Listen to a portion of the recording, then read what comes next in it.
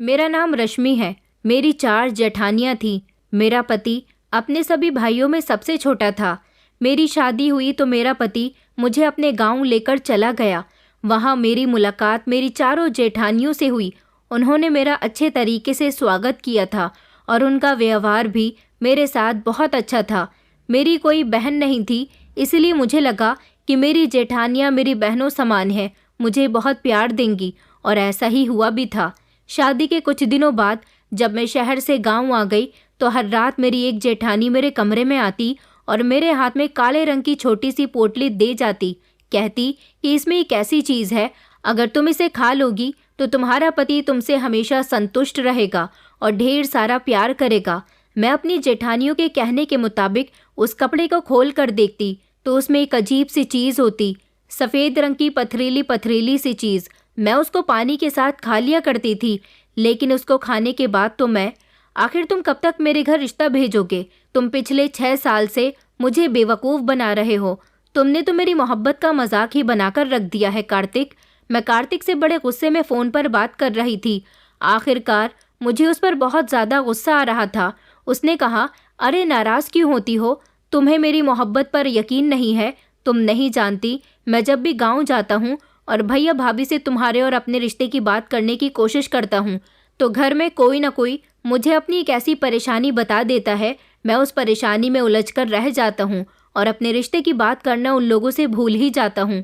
पिछले हफ्ते भी मैंने बड़ी भाभी से बात करने की कोशिश की थी। उनसे कहा था कि मुझे शादी करनी है और मैंने शहर में अपने लिए एक लड़की देख ली है। इतने में ही भाभी के सर में बहुत तेज़ दर्द होने लगा और वो ज़ोर ज़ोर से चिल्लाने लगी। चारों भाइयों में से कोई भी भाई उस समय घर में मौजूद नहीं था, इसलिए मैं अकेले ही भाभी को डॉक्टर के यहाँ लेकर चला गया। वो तो अच्छा हुआ कि मैं जल्दी से भाभी को डॉक्टर के यहाँ लेकर चला गया था। अगर देर हो जाती तो डॉक्टर ने कहा था कि तुम्हारी भाभी के दिमाग पर बुखार चढ़ सकता था। भाभी की तबीयत बहुत ज़्यादा ख़राब हो गई। घर में सब लोग बहुत परेशान थे और ऐसे हालात के चलते मुझे अपनी शादी से जुड़ी बात किसी से भी करना अच्छा नहीं लगा। मैंने कहा, ओफ़ो कार्तिक, तुम्हारे परिवार में तो हमेशा कोई ना कोई परेशानी आती ही रहती है। ये कोई नया बहाना नहीं है, तुम हर बार ऐसा ही करते हो। अरे मेरे मम्मी पापा मेरे लिए रिश्ता देख रहे हैं। अगर मेरे लिए उनको कोई रिश्ता अच्छा मिल गया ना तो फिर वो मेरी शादी तुम्हारे साथ कभी भी नहीं करवाएंगे। फिर तुम करते रहना शादी जिससे भी करो। मेरे इतना नाराज़ होने पर कार्तिक कहने लगा कि तुम्हें फ़िक्र करने की ज़रूरत नहीं है, तुम सिर्फ मेरी हो, चाहे जो हो जाए मैं तुमसे ही शादी करके रहूँगा। अगले हफ्ते जब मैं गांव जाऊंगा तो घर वालों से इस बारे में बात ज़रूर करूंगा। 6 साल पहले कार्तिक से मेरी मुलाकात बैंक में हुई थी, जब हम दोनों एक ही साथ एक ही बैंक में नौकरी करते थे। वहाँ पर हम दोनों ज़्यादातर एक ही साथ काम करते थे। हम दोनों के चैम्बर भी पास पास ही थे, इसलिए हम दोनों के बीच अच्छी जान पहचान हो गई थी और फिर उसके बाद हम दोनों एक दूसरे से मोहब्बत करने लगे। 6 साल पहले का वक्त कुछ और था। उस समय कार्तिक से बड़े उसके चौथे नंबर वाले भाई की शादी नहीं हुई थी।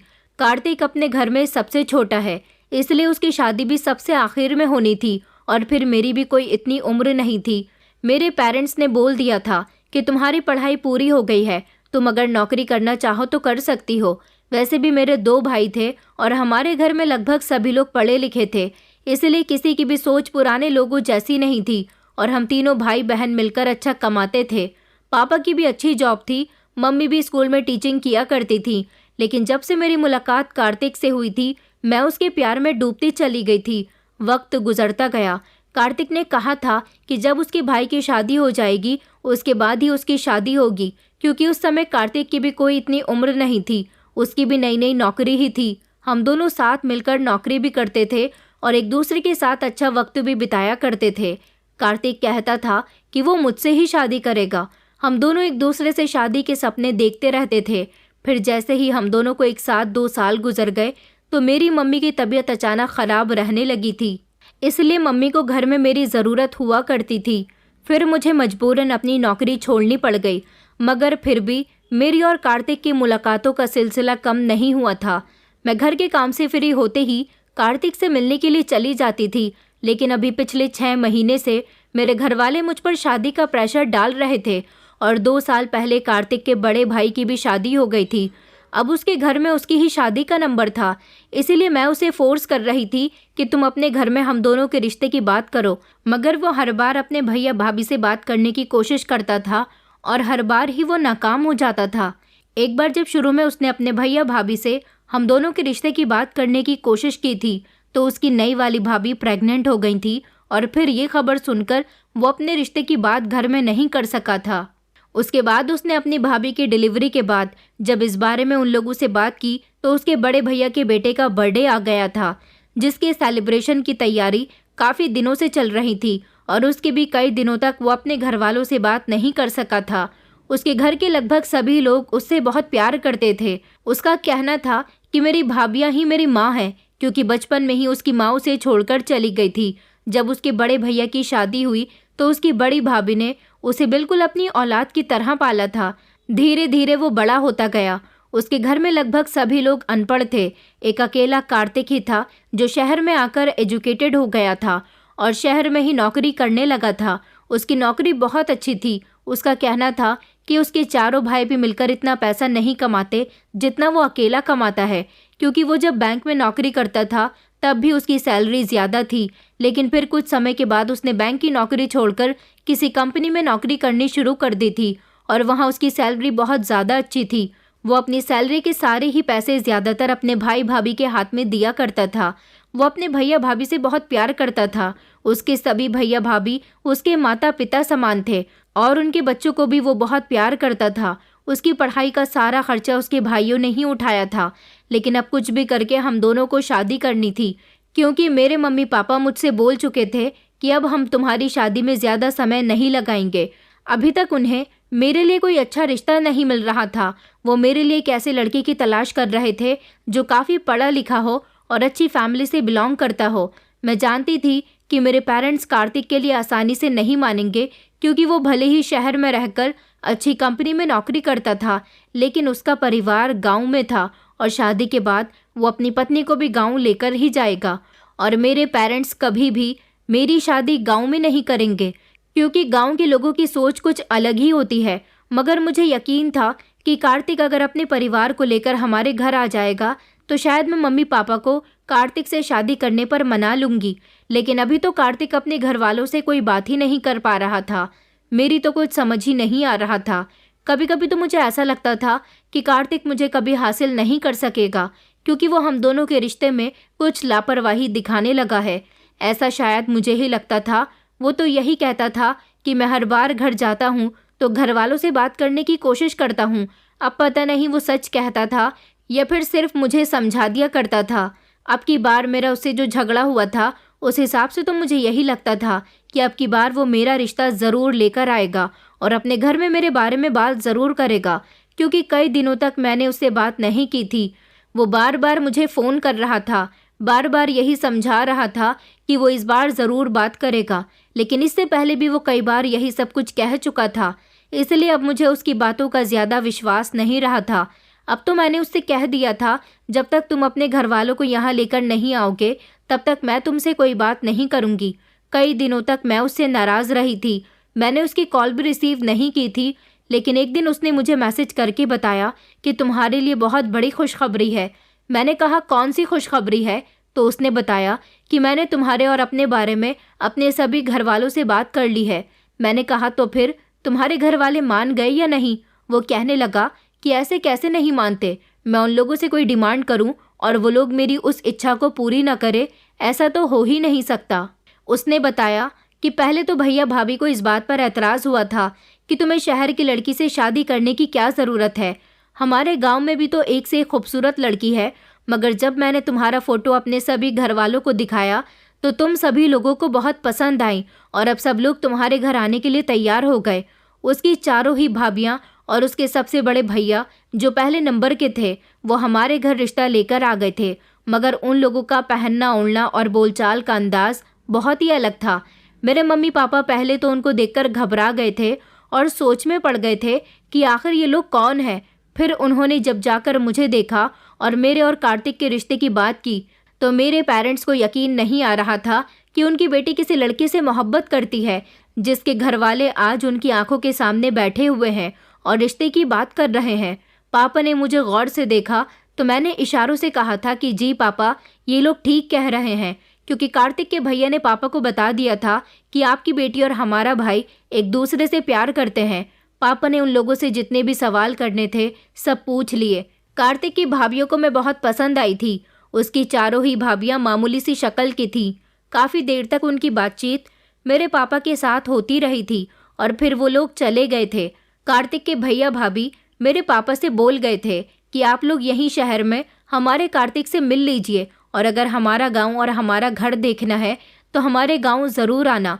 ये बात सुनकर पापा चौंक गए थे। उन लोगों के जाने के बाद मुझे बहुत डांट पड़ी थी। मेरे मम्मी पापा और भाइयों को ये बात भी पता चल गई थी कि वो लोग गांव से आए थे। मैंने उन लोगों को समझाया कि भले ही कार्तिक की फैमिली गांव में रहती है, मगर वो यहीं रहकर नौकरी करता है। पापा कहने लगे कि हम तुम्हारी शादी गांव में नहीं करेंगे। मैंने कहा लेकिन मैं कार्तिक से ही शादी करके रहूंगी। पापा कहने लगे तो फिर उससे कहो कि वो तुम्हारे रहने का बंदोबस्त यहीं शहर में करे। इस बात पर उस दिन घर में काफ़ी हंगामा हुआ था। मैंने जब ये बात कार्तिक को बताई तो कार्तिक इस बात पर बहुत नाराज़ हुआ था। वो कहने लगा कि मेरे भैया भाभी का कहना है कि शादी के बाद जिस तरह मेरी सारी भाभियाँ एक घर में रहती हैं उसी तरह तुम भी वहीं रहोगी। उसने मुझसे कहा कि तुम्हें कुछ भी करके अपने पेरेंट्स को समझाना होगा। ये बात तो तुम पहले से ही जानती थी ना कि लड़की की शादी होती है तो वो अपनी ससुराल में ही रहती है। तुम जानती हो कि जैसे ही मेरी छुट्टी होती है मैं अपने घर चला जाता हूँ। मैंने कहा कि ठीक है, मैं अपने घर बात करने की कोशिश करती हूँ। मैंने यही सब कुछ पापा को बता दिया था। मेरे आंसू पापा को तो दिखाई नहीं दे रहे थे, मगर मम्मी कह रही थी कि अगर हमारी बेटी की खुशी उसी लड़के के साथ है तो हमें उसकी शादी कर देनी चाहिए। वैसे भी हमारी एक ही तो बेटी है। और फिर मेरी ज़िद के आगे पापा और कोई सवाल न कर सके थे। उन्होंने मेरी शादी कार्तिक के साथ करवाकर मुझे विदा कर दिया था, मगर उनका कहना था कि हमारे लिए कार्तिक अनजान है और उसका घर भी, उसके परिवार में भी हम किसी को नहीं जानते। अब जब तुमने कार्तिक से शादी करने का फैसला किया ही है तो फिर शादी के बाद अगर तुम्हारी ज़िंदगी में कोई परेशानी आती है तो हमें उसमें इन्वॉल्व मत करना। मैंने पापा से कहा कि आप मुझे आशीर्वाद दे रहे हैं या मुझे बद्दुआ देकर विदा कर रहे हैं। आपकी बेटी इतनी कमज़ोर नहीं है कि परेशानियों से हार जाएगी। मोहब्बत की है तो उसे सारी ज़िंदगी निभाएगी। मेरी शादी कार्तिक के साथ तो हो गई थी, मगर मेरे घर वाले इस शादी से खुश नहीं थे। अगर कोई खुश था तो वो थी मेरी माँ, जिनको मेरी खुशी की परवाह थी। दोनों भाई और पापा मुझसे नाराज़ थे। पापा मेरी शादी अपने ही शहर में करना चाहते थे, बल्कि वो तो मेरे लिए ना जाने कितने अच्छे अच्छे लड़कों को भी रिजेक्ट कर चुके थे। उनका मानना था कि उनकी बेटी कोई ऐसी वैसी लड़की नहीं है जिसकी शादी किसी भी मामूली लड़के के साथ करवा दी जाए। मैं काफ़ी पढ़ी लिखी इंटेलिजेंट लड़की थी, इसलिए वो मेरे लिए एक ऐसे लड़के की तलाश कर रहे थे जो कामयाबी की ऊंचाइयों को छू चुका हो और जहां उनकी बेटी अपने बाकी सपनों को पूरा कर सके। यही वजह थी कि उनको कार्तिक और कार्तिक का परिवार पसंद नहीं आया था, मगर मेरी ज़िद की खातिर मेरी शादी कर दी गई थी। मेरा स्वागत भी गांव में ही किया गया था, क्योंकि शहर में कार्तिक रेंट के फ्लैट में रहता था, जहां पर उसके साथ काफ़ी सारे लड़के रूम शेयर करते थे। इसलिए वो मुझे अपने साथ वहां लेकर नहीं जा सकता था। और उसकी भाभीयों ने भी कह दिया था कि नई नवेली दुल्हन विदा होकर हमारे घर ही आएगी। मैं बहुत खुश थी क्योंकि मुझे मेरी मोहब्बत मिल गई थी। मेरा स्वागत मेरी जेठानियों ने बड़ी धूमधाम से किया था और चारों ही जेठ भी बहुत खुश थे। मेरी 2 जेठानियों के पास बच्चे थे, जबकि बीच की 2 जेठानियों के पास कोई बच्चा नहीं था। मेरा पति अपने घर में सबका लाडला था, इसलिए उनकी शादी से सब लोग बहुत खुश थे। यही वजह थी कि सब लोग शादी अपने घर में ही करना चाहते थे। शादी के बाद ससुराल में मेरा पहला दिन बहुत अच्छा गुजरा था, क्योंकि मेरी चारों ही जेठानियों ने मुझे बहुत प्यार दिया था। इधर मेरे पति ने जॉब से शादी की वजह से पूरे 1 हफ्ते की छुट्टियां ले ली थी। उन्होंने कहा था कि वो अब अपने लिए बड़ी गाड़ी ले लेंगे और सुबह को ऑफिस चले जाया करेंगे और रात को घर वापस आ जाया करेंगे। मैं तो कार्तिक की इस बात से बहुत खुश हुई थी, मगर ना जाने क्यों कार्तिक के भैया भाभी को ये बात बिल्कुल भी पसंद नहीं आई थी। सभी लोग इस बात का विरोध कर रहे थे कि तुम अपनी पत्नी के आ जाने से यहाँ रोज़ आना जाना करोगे और बड़ी सी गाड़ी भी खरीद लोगे, जबकि हम लोग तुमसे काफ़ी लंबे समय से कहते आ रहे हैं कि तुम भी हमारे साथ ही रहा करो। मेरे पति ने अपने घर वालों को समझाया कि आपको परेशान होने की ज़रूरत नहीं है। मैं इसीलिए ऐसा कर रहा हूँ क्योंकि मेरी पत्नी गाँव की नहीं है, बड़ी भाभी ने जल्दी से सबको समझाया था कि जैसा कार्तिक कर रहा है उसे करने दो। शादी के बाद 2-3 दिन तो मेरे बिल्कुल ठीक गुजरे थे। मेरी जेठानियाँ बहुत अच्छी थी, मुझसे बहुत अच्छे से बात कर रही थी, मेरा बहुत ख्याल भी रख रही थी। मेरी ससुराल का घर बहुत बड़ा था और मैंने सुना था कि मेरे चारों ही जेठ ईंट के भट्टे पर मजदूरी करते हैं। चारों ही जेठानियाँ घर का काम बारी बारी से करती थीं। मैं अभी नई नवेली दुल्हन थी, इसलिए मुझसे कोई काम नहीं करवाया जा रहा था। मेरी सबसे बड़ी जेठानी का नाम भावना, छोटी वाली जेठानी का नाम काव्या और उससे छोटी वाली जेठानी का नाम रीमा और सबसे छोटी वाली जेठानी का नाम पायल था। धीरे धीरे मेरी शादी को 1 हफ्ता हो गया था। ये सब कुछ बिल्कुल ठीक चल रहा था। कार्तिक ने कार के लिए अपनी कंपनी से लोन लिया और फिर एक कार खरीद ली थी, क्योंकि कार से वो जल्दी गांव आ सकते थे। कार्तिक ने अपनी नौकरी पर जाना शुरू कर दिया था। एक बात बहुत ही अजीब थी, मेरे चारों ही जेठ सारा दिन घर में पड़े रहते थे, कोई काम नहीं करते थे। मैंने एक दिन अपनी जेठानी से कहा कि भाभी, क्या सभी भैया काम पर नहीं जाते? मैंने तो सुना था कि ये लोग मजदूरी करते हैं। मेरी जेठानी बात को घुमाने लगी और कहने लगी कि हाँ, इन दिनों भट्टों पर काम नहीं चल रहा है, इसीलिए ये लोग खाली हैं। मुझे मर्दों का घर में रहना बिल्कुल भी अच्छा नहीं लगता था, क्योंकि वो चारों ही मेरी शिकायत बार बार अपनी पत्नियों से करते रहते थे। कहते थे कि रश्मि से कहो कि घूंघट लेकर आया करे, धीमी आवाज़ में बात किया करे, घर के काम किया करे। इन्हीं सब बातों की वजह से वो चारों मुझे घर में बोझ लगते थे। मेरी जेठानियाँ मुझसे कहती थी कि हमारे घर में ऐसा नहीं होता, वैसा नहीं होता। रात को जब कार्तिक घर आते तो मैं उन सब लोगों की शिकायत कार्तिक से कर दिया करती थी। कार्तिक ने जैसे ही कार ले ली तो कार्तिक मुझे घुमाने लेकर जाने लगे थे। मेरी और कार्तिक की जिंदगी बहुत अच्छी गुजर रही थी। कार्तिक मेरी हर ख्वाहिश को पूरी किया करते थे।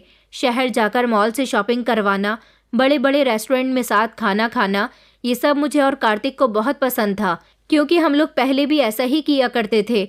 लेकिन अब न जाने क्यों शादी के बाद ये सब कुछ मेरे ससुराल वालों को अच्छा नहीं लग रहा था। मैंने देखा था कि कार्तिक के भाई मिलकर कार्तिक पर डांट लगाया करते थे और उनसे कहते थे कि जब से तुम्हारी शादी हुई है तुम बहुत ज़्यादा फिजूल खर्ची करने लगे हो। शादी को 1 महीना आ गया था।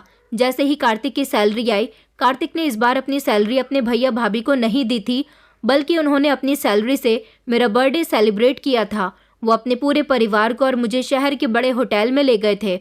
वहाँ जाकर हम सब लोगों ने खाना खाया था। मेरे जेठ जेठानी को ये सब कुछ पसंद नहीं आया था, मगर कार्तिक की खुशी की खातिर वो लोग होटल खाना खाने के लिए चले तो गए थे।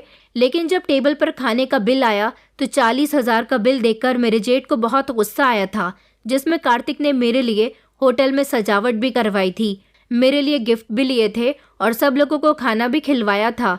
हमारा परिवार भी बड़ा था, इसलिए खाने का बिल ज़्यादा आया था, मगर ये सब कुछ मेरे जेठ जेठानी को अच्छा नहीं लगा था। वो सभी लोग आपस में बातें कर रहे थे कि हमने तो कभी ऐसा नहीं किया, ये शहर के लोग फिजूल खर्ची करना बहुत जानते हैं। मेरी जेठानियाँ मुझे पहले जितनी अच्छी लगती थी, अब वो वैसी बिल्कुल भी नहीं रही थी। मेरे पहनने ओढ़ने का ढंग भी उन लोगों से बहुत अलग था और मेरा कोई काम उनमें से किसी को पसंद नहीं आता था। वो लोग मुझसे बात नहीं करती थी, सारा दिन एक साथ बैठकर मेरी बुराइयां करती थी। मैंने नोटिस किया था कि इस घर में मेरे पति की कमाई से ही चूल्हा जलता था, तभी तो उन लोगों को ये बात बुरी लगती थी कि कार्तिक अपनी पत्नी पर पैसा क्यों खर्च करता है। फिलहाल मैं ये सब कुछ खामोशी से देख रही थी, क्योंकि मेरा पति बहुत अच्छा था, लेकिन घर वालों का बिहेवियर दिन ब दिन मेरे साथ बिगड़ता चला जा रहा था। ये बात जब मैंने कार्तिक से कही तो कार्तिक कहने लगे कि तुम्हें गलत फहमी हो रही है, मेरे भैया भाभी ऐसे नहीं है। मेरे भैया भाभी के बारे में कभी अपने मुंह से गलत शब्द मत निकालना, मैं नहीं सुन सकूंगा। कार्तिक ऐसा बोलते थे, इसलिए मैंने कार्तिक को उनके भैया भाभी के बारे में कुछ भी बताना छोड़ दिया था। एक दिन मैंने देखा कि मेरी सारी ही जेठानियाँ सर जोड़कर मेरे बारे में कुछ बातें कर रही थी। जब अचानक मैं उनके पास गई तो वो मुझे देखते ही खामोश हो गई थी। मैंने उनसे कहा कि क्या हुआ भाभी, आप लोग मुझसे नाराज़ हो क्या? तो मेरी पायल भाभी कहने लगी कि नहीं नहीं रश्मि, ऐसी कोई बात नहीं है, बल्कि हम लोग तो अभी तुम्हारे बारे में ही बातें कर रहे थे, यही कि तुम कितनी अच्छी हो। वो कहने लगी कि हमें ऐसा लगता है कि तुम्हारा और कार्तिक का रिश्ता कुछ कमज़ोर चल रहा है। मैंने कहा कि नहीं, ऐसा तो कुछ भी नहीं है। कार्तिक तो मुझसे बहुत प्यार करते हैं और हम दोनों एक दूसरे के साथ बहुत खुश रहते हैं। पायल भाभी कहने लगी कि अरे उस तरह का रिश्ता नहीं बल्कि दूसरी तरह का रिश्ता। इस पर मेरी सारी ही जेठानियां हंसने लगी थी, जबकि मैं उनकी बात का कोई मतलब नहीं समझी थी। उन्होंने कहा, देखो तुम्हारी शादी को दूसरा महीना लग गया, वक्त गुजरने के साथ साथ तुम्हारा पति तुमसे बोर हो जाएगा। हम चाहते हैं कि जिस तरह से हमारे पति भी अभी तक हमारे दीवाने हैं, इसी तरह से कार्तिक भी तुम्हारा हमेशा दीवाना रहे। मैंने कहा, आप लोग क्या कहना चाहती हैं? तो वो कहने लगी कि कुछ नहीं, रात को हम तुम्हें सब कुछ समझा देंगे। रात को जब मेरे पति कमरे में आए तो थोड़ी देर के बाद ही मेरी सबसे बड़ी जेठानी भावना भाभी कमरे में आई और उन्होंने कार्तिक को कमरे से बाहर जाने के लिए कहा। उन्होंने मेरे हाथ में खामोशी से छोटी सी एक पोटली दी जो काले रंग की थी। उन्होंने कहा कि मेरे जाने के बाद इसे खोलकर देख लेना और इसमें कुछ है, उसे पानी के साथ पी लेना। तुम्हारा पति हमेशा तुम्हारा दीवाना रहेगा और हमेशा तुमसे संतुष्ट रहेगा। मैं उनकी बात तो समझ गई थी, लेकिन अभी मेरी शादी को इतना वक्त नहीं हुआ था कि मेरा पति मुझसे बोर हो जाता। मगर फिर भी मैंने उनकी दी गई चीज़ अपने हाथ में दबा ली और अपने पति के कमरे में आने से पहले पहले पानी से उसे खा लिया था। वो मुझे फिटकरी जैसी लग रही थी। उसके बाद मैंने उस काले कपड़े को फेंक दिया, मगर ना जाने क्यों उस फिटकरी को खाते ही मुझे कुछ अजीब सा महसूस हुआ था। अगले दिन फिर से रात के समय मेरी दूसरी जेठानी आई और उन्होंने भी ऐसा ही किया था। अब हर दिन एक एक करके बारी बारी मेरी सारी जेठानियां कमरे में आती और मुझे वो फिटकरी खामोशी से काले कपड़े में लपेटकर उसकी पोटली बनाकर मुझे दे जाती थी और मैं उनके जाने के बाद पानी से उसे खा लिया करती थी। उनका कहना था कि इससे तुम और तुम्हारे पति की जवानी बरकरार रहेगी। हमारे गांव की सारी ही औरतें ज़्यादातर यही खाती हैं। मैंने उनकी बातों पर यकीन कर लिया था, मगर धीरे धीरे मैं अपने अंदर बदलाव महसूस कर रही थी। मुझे अकेलेपन से बहुत डर लगने लगा था। ऐसा लगता था जैसे कोई मुझ पर नज़र रख रहा है। मैं जब अपने कमरे में होती, अचानक से एक अजीब सी हवा आती और मुझे छूकर गुजर जाती थी। मुझे ये सब कुछ बिल्कुल भी अच्छा नहीं लगता था और तो और मुझे बुखार भी रहने लगा था। रात को जैसे ही कार्तिक मेरे करीब आने की कोशिश करते और मुझे हाथ लगाते तो मेरा शरीर बहुत गर्म होता था। मुझे इस तरह देखकर वो घबरा जाते थे और मुझसे पूछते थे, क्या तुम्हारी तबीयत ठीक नहीं है? मैं उन्हें बताती कि हाँ, मुझे अपनी तबीयत ठीक नहीं लग रही है, तो वो फ़ौरन ही मुझे डॉक्टर के यहाँ ले जाते थे। मुझे बहुत तेज़ बुखार होता था। कई दिनों तक मेरी जेठानियाँ मुझे वो फिटकरी खिलाती रहीं। मुझे हमेशा अपनी तबीयत बोझल बोझल सी लगती रहती थी। मैं अब सारा दिन अपने कमरे में आराम करती और ज़्यादातर मुझ पर बेहोशी सवार रहती थी। जब मैं सो रही होती तो मेरी जेठानियाँ कमरे में आती और अगरबत्ती जलाकर चली जाती थी, जिसकी खुशबू पूरे कमरे में महक रही होती थी। उसी समय मुझे एक भयानक सपना आता जिसमें कोई मेरा पीछा कर रहा होता और मैं उससे बचकर भाग रही होती थी। और अब अक्सर मेरे साथ ऐसा ही होने लगा था। रात को भी मेरे साथ ऐसा ही होता। मेरे जेठ, जो कि कोई काम धंधा नहीं करते थे, बस अपने भाई के सामने दिखावा करने के लिए घर से बाहर चले जाते थे, लेकिन उनके नौकरी पर जाते ही वो वापस आ जाते थे। कहते कि कोई काम ही नहीं है और इस घर में जितना भी खर्च होता वो सब मेरे पति की ही कमाई से हो रहा था। अब जब से मैं बीमार रहने लगी थी, तभी से ना तो मेरे पति मुझे बाजार लेकर जा रहे थे और ना ही हम होटल में खाना खा रहे थे। यहाँ तक कि मेरे पति मेरे करीब बैठकर मुझसे कोई बात भी करने की कोशिश करते तो मुझे वो भी अच्छा नहीं लगता था। मेरा मन करता बस कार्तिक मुझसे किसी भी तरह दूर हो जाए। मैंने नोटिस किया था कि सारा दिन मैं सोती रहती थी और अगर मैं जाग रही होती तो मुझे डर सताता रहता था। न जाने मेरे साथ ऐसा क्यों हो रहा था। रात को जब कार्तिक घर में आ जाते तो मुझे उनसे नफरत महसूस होने लगती थी। कार्तिक को मेरा ऐसा व्यवहार बहुत बुरा लगने लगा था। वो हमेशा मुझसे शिकायत करने लगे थे कि तुम्हें ना जाने क्या हो गया। ये तो मुझे खुद को भी नहीं पता कि मुझे आखिर हुआ क्या है, लेकिन मैं दिन ब दिन अपने पति से दूर होती जा रही थी। मैंने अपनी जेठानियों को भी रो रो कर बताया था कि ना जाने मुझे क्या हो गया। मुझे ना तो कार्तिक से बातचीत करना अच्छा लगता है और ना ही अपने बिस्तर से उठना अच्छा लगता है। बस मन करता है कि मैं इसी तरह से बिस्तर पर लेटी रहूं। पता नहीं क्यों मेरे शरीर में बिल्कुल भी जान नहीं है। मेरी जेठानियाँ कहती कि शादी के बाद हम तो तुमसे कहते थे कि सर पर पल्लू रखा करो, ज़्यादा मेकअप मत किया करो, मगर तुमने हमारी बात नहीं सुनी। कुछ ऊपर की चीज़ें भी होती हैं जो इंसान को अपने वश में कर लेती हैं। मैंने कहा, रीमा भाभी आप ये क्या कह रही हैं? क्योंकि मैं ऐसी बातों पर विश्वास नहीं करती थी। मुझे ऐसा लगता था जैसे मेरे दिमाग पर और दिल पर कोई बहुत बड़ा बोझ है। कार्तिक तो मुझसे कहते थे कि मैं तुम्हें किसी साइकेट्रिस्ट के पास लेकर चलता हूँ, क्योंकि मेरी हरकतें भी बिल्कुल पागलों जैसी हो गई थी। मैं अचानक ही ज़ोर ज़ोर से चिल्लाने लग जाती थी क्योंकि मुझे डर लगता था, और अचानक ही खामोश हो जाती थी, और कभी कभी तो मैं बेहोशी की हालत में कुछ ऐसा गलत भी कर दिया करती थी कि जिससे घर वालों को भी बहुत दिक्कत हो रही थी। मेरी जेठानियाँ अब मेरे पति से शिकायत करने लगी थी कि तुम्हारी पत्नी को ना जाने क्या हो गया, मगर मैंने कार्तिक से मना कर दिया था कि मैं किसी डॉक्टर के पास नहीं जाऊंगी। ऐसा करने से मुझे मेरी जेठानियों ने ही मना किया था। उनका कहना था कि डॉक्टर के पास जाने से कुछ भी नहीं होगा। उन्होंने मेरे दिल में डर बैठा दिया था कि तुम पर किसी आत्मा का साया है, और अब तो मुझे यकीन हो गया था कि ज़रूर मुझे कोई आत्मा सता रही है, क्योंकि अगर मेरे घर का कोई भी मेंबर मेरे कमरे में आता तो मुझे उसकी शक्ल बड़ी ही अजीब सी लगती थी। ऐसा लगता था जैसे किसी जानवर का चेहरा है। मैं दिन ब दिन पागल होती जा रही थी। मेरा पति मेरी इन हरकतों से बहुत तंग आ गया था। मेरा और कार्तिक का रिश्ता बहुत कमज़ोर हो गया था, क्योंकि मैं कार्तिक को अब बिल्कुल भी अपने करीब नहीं आने देती थी। वो जब भी मेरे पास आने की कोशिश करते, मैं उन्हें धक्का दे देती या ज़ोर ज़ोर से चिल्लाकर उन्हें कमरे से बाहर निकाल दिया करती थी। ऐसा मैं जानबूझकर नहीं करती थी, बल्कि कार्तिक को देखकर मुझे घबराहट महसूस होने लगी थी। वैसे तो मेरे करीब कोई नहीं आता था, लेकिन एक मेरे पति ही थे जो मेरे करीब आकर मुझे छुआ करते थे। सारा दिन मेरा ख्याल मेरी जेठानियाँ रखती थीं। वही मुझे खाना दिया करती थी और वही मेरे कमरे की साफ सफाई करती थी। मेरे पति का ध्यान भी अब काम से हटता जा रहा था, मगर उनके भाई भाभी ने उनको समझाया था कि हम है ना रश्मि का ख्याल रखने के लिए, तुम अपने काम पर ध्यान दो। एक दिन मुझे शक हुआ कि पहले तो मैं बिल्कुल ठीक रहती थी, लेकिन जब से मेरी जेठानियों ने मुझे वो पोटली वाली फिटकरी खिलानी शुरू की थी, तभी से मेरे साथ ऐसा हुआ है। मुझे अपनी जेठानियों पर नज़र रखनी होगी। इसलिए अब मैं जिस समय होश में रहती, उस समय उनकी हरकतें नोटिस करने की कोशिश करती थी। न जाने क्यों मुझे ऐसा लगता था जैसे मेरी जेठानियाँ मुझसे और मेरे पति से छुपकर कुछ तो करती हैं।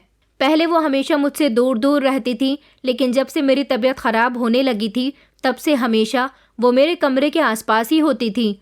मैंने होश में रहते हुए एक दिन कार्तिक से बात करने की कोशिश की और उनसे कहा कि मुझे आपके घर वालों की हरकतें कुछ ठीक नहीं लगती। मेरी बात सुनकर मेरे पति कहने लगे कि तुम मेरी भाभीयों पर इल्ज़ाम लगा रही हो, जबकि तुम खुद ठीक नहीं हो। मैंने कहा मैं बिल्कुल ठीक हूँ।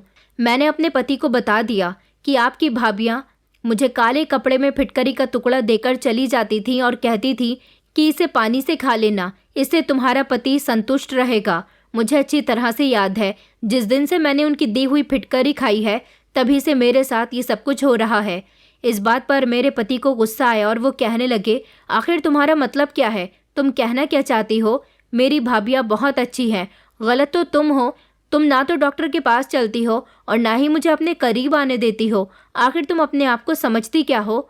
मैंने कहा, आप मेरी बात का विश्वास करने की कोशिश कीजिए, मगर मेरे पति ने मेरी एक न सुनी, बल्कि उन्होंने तो कहा कि तुम पागल हो गई हो। मैं तुम्हें कुछ दिनों के लिए तुम्हारे मायके छोड़कर आ जाता हूँ। मैंने अपने पति से कहा कि मैं कहीं नहीं जाऊँगी, ये मेरा घर है, मैं यहीं रहूँगी। मगर मेरे पति कहने लगे कि तुम्हारा यहाँ रहना ठीक नहीं है। मेरी भाभीयों ने मुझे बताया है कि तुम उन पर जानलेवा हमला करती हो। उनकी बात सुनकर मैं चौंक गई थी। मैंने कहा, आप ये क्या कह रहे हो? मुझे याद नहीं कि मैंने उन पर जानलेवा हमला कब किया। वो कहने लगे कि पागल लोगों की यही तो पहचान होती है। मेरे पति का ऐसा बदलता हुआ बिहेवियर देखकर मेरे रोंगटे खड़े हो गए थे। मैंने कहा, कार्तिक, आप मेरी बात को समझने की कोशिश नहीं कर रहे, आपको सच्चाई नहीं पता। मगर वो ज़बरदस्ती मुझसे मेरा सामान पैक करने के लिए कहने लगे और कहने लगे कि अगर तुमसे सामान पैक नहीं होता तो मैं भाभी से कहकर तुम्हारा सामान पैक करवा देता हूँ। मैं अपने पति के आगे गिड़गिड़ा रही थी, मगर उन्होंने मेरी एक न सुनी और फिर वो अगले ही दिन मुझे ज़बरदस्ती मेरे मायके ले जाने लगे। पता नहीं वो ऐसे क्यों हो गए थे। ये बात उन्हें अच्छी तरह से पता थी कि मेरे घर वाले अगर मेरी ऐसी हालत देखेंगे तो उनको दोषी ठहराएंगे, क्योंकि शादी के बाद मैं बहुत ज़्यादा कमज़ोर हो गई थी। जैसी मेरी कंडीशन थी उस हिसाब से कोई मुझे पहचान भी नहीं सकता था। कार्तिक ने मेरी एक न सुनी और फिर वो ज़बरदस्ती मुझे मेरे मायके छोड़ आए थे। वहाँ जाने के बाद पापा ने तो मुझसे बात भी नहीं की थी, बल्कि मेरे दोनों भाई और मम्मी मुझे देखकर बहुत परेशान हो गए थे। कार्तिक ने उनसे कहा था कि आपकी बेटी ठीक हो जाएगी तो मैं इसे ले जाऊंगा, क्योंकि आपकी बेटी हमारे घर में रहकर सब लोगों पर जानलेवा हमला कर रही है। मैंने कहा, नहीं कार्तिक, झूठ बोल रहा है, मैंने तो किसी पर भी जानलेवा हमला नहीं किया। कार्तिक मुझे मेरे घर छोड़कर जा चुका था, जबकि मेरे मम्मी पापा उसे देखते रह गए थे। मैं भी उसे आवाज़ लगाती रह गई थी, मगर उसने मुझे पलटकर नहीं देखा था। मेरा तो रो रो कर बुरा हाल हो चुका था। पापा कहने लगे, देखा तुमने कैसे तुम्हारा पति तुम्हें यहाँ छोड़कर चला गया है, इसलिए मुझे ये लड़का पसंद नहीं था। तुमने अपनी हालत देखी है, शादी से पहले तुम कितनी अच्छी लगती थी और अब इन लोगों ने तुम्हारी खूबसूरती छीन ली है। मुझे पापा की बातों का अंदाज़ा अच्छी तरह से हो रहा था। वो बिल्कुल ठीक कह रहे थे, और पहले भी अगर वो मुझे कार्तिक से शादी करने के लिए रोक रहे थे तो उनका रोकना बिल्कुल ठीक था, क्योंकि कार्तिक की सच्चाई भी अब मेरे सामने आ गई थी। मेरे मम्मी पापा मेरे लिए परेशान हो रहे थे। मम्मी ने मुझसे पूछा कि तुम्हारे साथ वहाँ क्या क्या हुआ, तो मैंने उनको सब कुछ बता दिया। मगर ना जाने क्यों जब से मैं अपने मायके आई थी मुझे अपनी तबीयत बिल्कुल ठीक लग रही थी। अब मुझे समझ आया था कि वहाँ रहते हुए ही मेरी तबीयत ख़राब थी। मम्मी ने कहा था कि कल हम तुम्हें एक अच्छे डॉक्टर को दिखाएंगे, लेकिन मेरी तबीयत तो यहाँ आने के बाद पूरी तरह से ठीक हो चुकी थी। मैं बहुत परेशान थी। मैंने लगातार 2 दिन तक कार्तिक को फ़ोन करने की कोशिश की। मेरे दोनों भाइयों ने भी कार्तिक का नंबर ट्राई किया, मगर उन्होंने किसी का भी फ़ोन नहीं उठाया था। कार्तिक का इस तरह से बदलना मुझे परेशान कर रहा था। क्या वो मुझे यहाँ छोड़कर भूल गए थे? क्या अब वो मुझे यहाँ से नहीं ले जाने वाले थे? इधर पापा मुझे बात बात पर ताने दे रहे थे। भले ही वो मेरे पिता थे, मेरे लिए बहुत परेशान थे, मगर बार बार मुझे रियलाइज़ करवा रहे थे कि कार्तिक से शादी का फ़ैसला मेरे लिए बहुत गलत था। मेरी समझ नहीं आ रहा था कि आखिर मेरी क्या गलती थी, क्यों कार्तिक ने मेरे साथ ऐसा किया। लगभग 1 हफ्ता गुजर गया था जब मैंने फैसला कर लिया था कि मैं कल गांव जाऊंगी और कार्तिक से जाकर बात करूंगी, लेकिन वहां जाने से पहले ही कार्तिक हमारे घर पर आ गया और घर आते ही वो मेरे पैरों में गिरकर मुझसे माफ़ी मांगने लगा। मैं तो उनको इस तरह से देखकर घबरा गई थी। मैंने कहा, कार्तिक आपको क्या हुआ है? आप आखिर मुझसे माफ़ी क्यों मांग रहे हो? कार्तिक कहने लगे कि मुझे माफ़ कर दो, मैं जानता हूँ तुम मेरी वजह से बहुत परेशान हो, लेकिन तुम्हें यहाँ छोड़कर जाना मेरी बहुत बड़ी मजबूरी थी। अगर मैं तुम्हें यहाँ नहीं छोड़ता या फिर तुम्हें सब कुछ बता देता तो शायद तुम यहाँ ना आती। दरअसल मैं तुम्हें यहाँ जानबूझकर छोड़कर गया था, क्योंकि जब से तुम्हारी तबीयत ख़राब हुई है मैं तुम्हारे लिए बहुत परेशान था। मेरी समझ नहीं आ रहा था कि आखिर तुम्हें क्या हो रहा है। हमेशा तुम्हें बुखार रहता, तुम चिड़चिड़ी सी रहती हो, तुम तो मुझे अपने करीब भी नहीं आने देती थी। तुम पहले तो ऐसी नहीं थी, क्योंकि मैं तुम्हें पहले से जानता हूँ। मेरे घर में जाने के बाद तुम पूरी तरह से बदल गई। मैं समझ गया था कि ज़रूर तुम्हारे साथ कोई समस्या है, मगर मैंने तुमसे कई बार डॉक्टर के यहाँ चलने को कहा तो तुम वहाँ भी नहीं गई, और घर पर भी सब लोगों ने मुझे यही सजेशन दिया कि मुझे तुम्हें डॉक्टर के यहाँ नहीं लेकर जाना चाहिए। मगर मेरे भाई मुझसे तुम्हारी शिकायत करने लगे थे।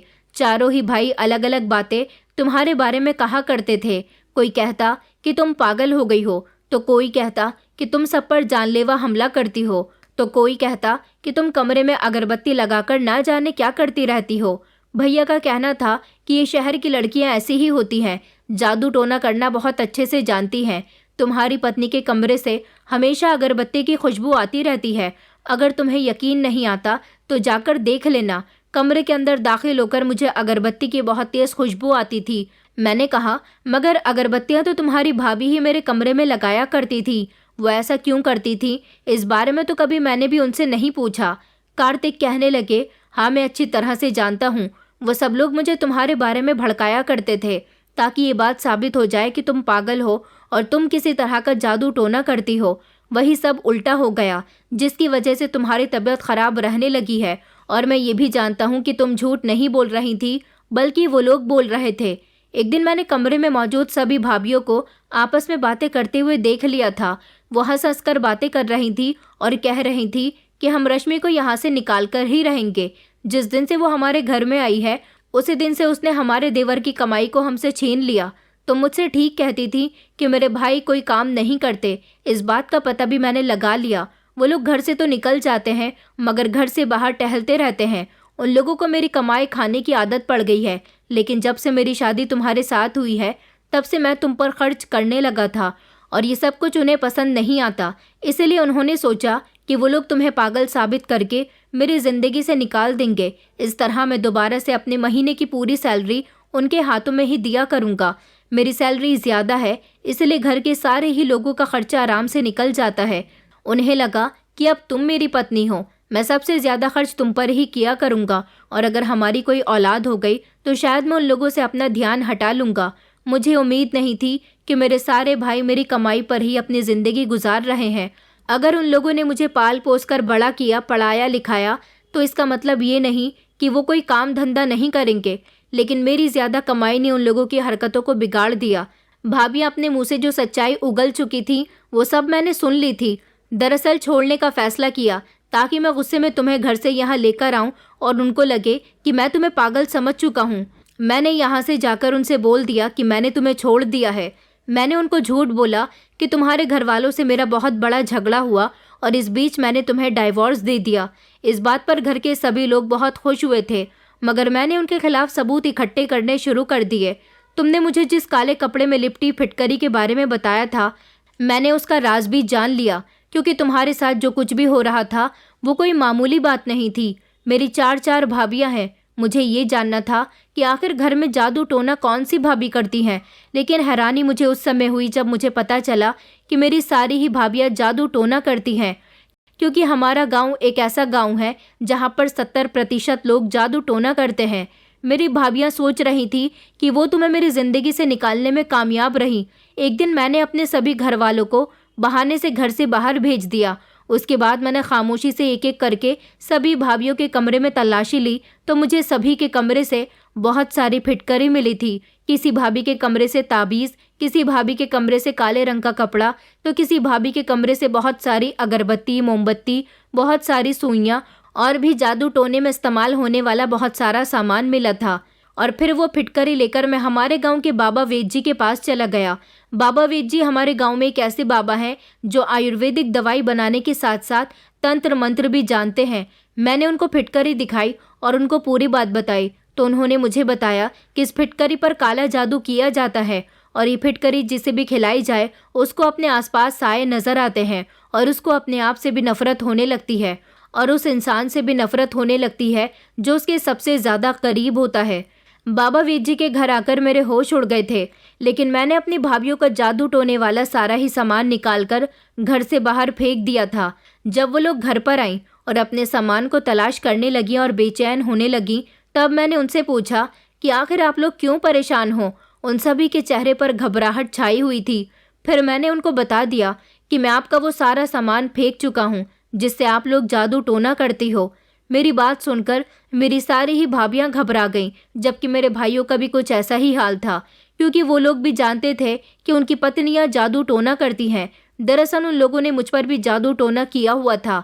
यही वजह थी कि मेरे परिवार वाले मुझे बहुत अच्छे लगते थे और मैं अपने जितने भी पैसे कमाया करता था अपने भाई भाभी को दे दिया करता था। कभी मैंने उनसे अपने 1 रुपये का भी हिसाब नहीं लिया था। उन्होंने तुम्हें वही फिटकरी पीसकर खाने में भी खिलाई है और पानी से भी खाने को दे दी थी। मैंने भाभियों को बता दिया था कि मैंने आपको बातें करते हुए सुन लिया था जब आप रश्मि को पागल करने वाली बातें कर रही थी और खूब खुश हो रही थी। आपका मानना था कि आप सभी अपने मकसद में कामयाब हो गई हो और जैसे ही ये बात साबित होगी कि रश्मि पागल है, मैं उसे घर से निकाल दूंगा। उसके बाद फिर से मेरी कमाई आप लोगों के हाथ में आने लगेगी। तभी तो मैंने ज़्यादा समय लगाए बिना ही रश्मि को घर से निकाल दिया। मैंने उनको बता दिया था कि मैं आप सबकी सच्चाई जान चुका हूँ। उन सबके तो होश उड़ गए थे। मेरे सभी भाई मुझसे अपने किए की माफ़ी मांग रहे थे और भाभियाँ भी शर्मिंदा थीं, मगर मैंने उनसे बोल दिया था कि अब आप लोगों का और मेरा कोई संबंध नहीं है। मैं आप लोगों की खातिर अपनी पत्नी को नहीं छोड़ सकता।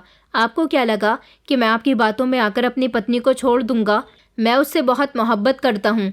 जैसा आपने उसे बना दिया है वो बिल्कुल भी ऐसी नहीं थी। मेरी भाभियों ने गाँव की औरतों से जादू टोना सीख लिया। उन लोगों को रश्मि पसंद नहीं थी, मगर मेरी ज़िद की खातिर उन्होंने तुम्हें अपने घर की बहू बनाया। यही वजह थी कि वो मेरी नज़रों में भी अच्छी रहना चाहती थी और तुम्हें मेरी ज़िंदगी से भी निकाल देना चाहती थी। वो लोग चाहते ही नहीं थे कि मेरी शादी हो, क्योंकि उन्हें पता था कि शादी के बाद मैं अपनी पत्नी पर पैसे लगाने लगूंगा, तो वो मेरी शादी की बात को इग्नोर करने की कोशिश करते थे। मगर मेरे ज़िद करने पर उन्होंने मेरी शादी तुम्हारे साथ करवा दी। लेकिन अब मैंने सब कुछ ठीक कर दिया। तुम्हारे पापा सही कहते थे कि तुम गांव जाओगी, वहां अनजान लोग, वहां तुम्हारे साथ कुछ भी हो सकता है। मैं तुम्हारा ख्याल नहीं रख सका, मुझे माफ़ कर दो। मैंने कभी तुम्हारी बात नहीं मानी। तुमने तो मुझे कई बार बताने की कोशिश की थी कि मेरे भैया भाभी ठीक नहीं है, मगर मैं उन लोगों पर अंधा विश्वास करता था। मैंने कहा मुझे नहीं लगता था कि इतना सब कुछ हो जाएगा। कार्तिक कहने लगा कि मैं सब कुछ ठीक कर दूंगा, हम लोग अब गांव नहीं जाएंगे। मैं अपने घर वालों से सारे संबंध ख़त्म कर चुका हूँ। ऐसे परिवार वाले किसी काम के नहीं जो हमें अपनी ज़रूरतों के लिए इस्तेमाल करते हों। मैं उन लोगों के लिए नोट छापने की मशीन था जिसका वो सिर्फ इस्तेमाल करते रहते थे। उन्हें लगा कि मेरी पत्नी के आ जाने से उनके पास पैसों की कमी हो जाएगी, इसीलिए उन्होंने तुम्हें मेरी ज़िंदगी से निकालने की कोशिश की। मैं तुमसे और तुम्हारे परिवार वालों से वादा करता हूँ कि मैं तुम्हें अब कभी अपने गांव नहीं लेकर जाऊँगा, बल्कि हम दोनों यहीं अपनी ज़िंदगी बिताएंगे। मेरे पापा, जो कि पहले कार्तिक से नाराज़ थे और मुझसे भी नाराज़ थे, कार्तिक की इतनी मोहब्बत देखकर उन्होंने हमें माफ़ कर दिया था और अब उनको ये एहसास हो गया था कि कार्तिक उनकी बेटी के लिए परफेक्ट है। मगर कार्तिक के घर वालों ने जो भी हमारे साथ किया वो अच्छा नहीं किया। कुछ रिश्ते ऐसे होते हैं जो हमारे साथ अगर कभी कुछ गलत भी करते हैं तो ना जाने क्यों हमें उन पर विश्वास नहीं होता, लेकिन जब हम खुद अपनी आंखों से उन्हें गलत साबित होते हुए देख लेते हैं तो हमारा दिल बिखर कर रह जाता है। मेरा पति, जो अपने भैया भाभी से बहुत प्यार किया करता था, उसके सामने जब उसके परिवार वालों की हकीकत आई तो वो अंदर से टूट कर रह गया था, लेकिन उसने अपने परिवार वालों से सारे संबंध ख़त्म कर दिए। गांव के बहुत सारे ऐसे लोग होते हैं जो अंधविश्वास पर विश्वास करते हैं और जादू टोने का गलत इस्तेमाल करते हैं। ऐसे लोगों को सज़ा होनी चाहिए जो अपने जादू टोने से दूसरे लोगों को नुकसान पहुंचाते हैं। मेरी जेठानियाँ सारी रात फिटकरी पर तंत्र मंत्र करती थीं और वही तंत्र मंत्र वाली फिटकरी मुझे काले कपड़े में लपेट कर दे दिया करती थी और मुझसे झूठ बोलती थी कि इसको पानी के साथ खाने से मेरा पति मुझसे संतुष्ट रहेगा। उनको उनके किए की सज़ा मिल गई क्योंकि मेरा पति उनसे दूर हो गया और अब वो कभी उनके पास नहीं जाएगा। अब मैं शहर में ही रहकर अपने पति के साथ साथ नौकरी करती हूँ और मैं उनके साथ बहुत खुश हूँ। हम लोग यहाँ किराए के घर में रहते हैं। दोस्तों, उम्मीद करती हूँ आपको हमारी कहानी पसंद आई होगी। कहानी पसंद आई है तो वीडियो को लाइक करें, चैनल पर नए हैं तो चैनल को सब्सक्राइब करें और हाँ, नोटिफिकेशन बेल को ज़रूर दबाएं ताकि अगली अपडेट सबसे पहले आपको मिले।